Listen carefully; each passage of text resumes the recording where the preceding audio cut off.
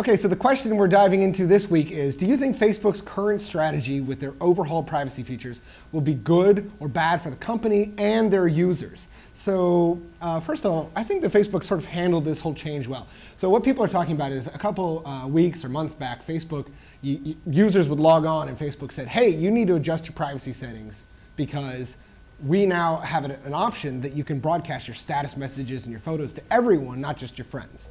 So, and users reacted to this. You know, some people, I've heard private complaints and things like this, and there's a lot of, a big ordeal about this in the media and amongst some privacy watchdogs. But I think users care a lot less about privacy than a lot of watchdogs do, who sort of take it upon themselves to complain for users. If you look back what happened when Facebook Beacon, which was that creepy thing that told you when Facebook, okay, so Facebook installed some software on some e-commerce sites and then would tell your friends when you bought products from that e-commerce site, and it ruined a lot of Christmases. People were a lot more upset when that happened. And even then, they were a lot less upset than they were when Facebook announced the news feed, and by percentage of users.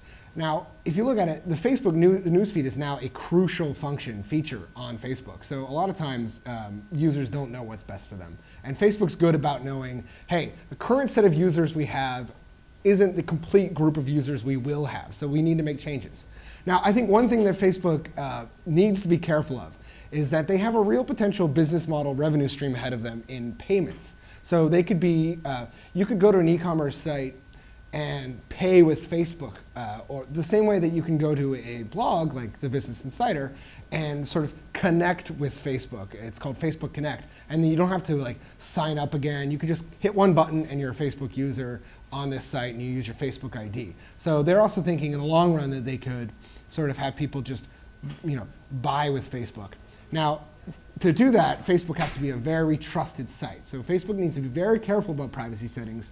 And so while I think that people aren't that concerned about his privacy as privacy watchdogs would have you, Facebook does need to watch this and make sure that they're not making people uncomfortable, because in the end, they could cut themselves off from what could be a very lucrative revenue stream. Anyway, so I'm Nicholas Carlson, and this is You Ask, We Answer. Thanks for joining us.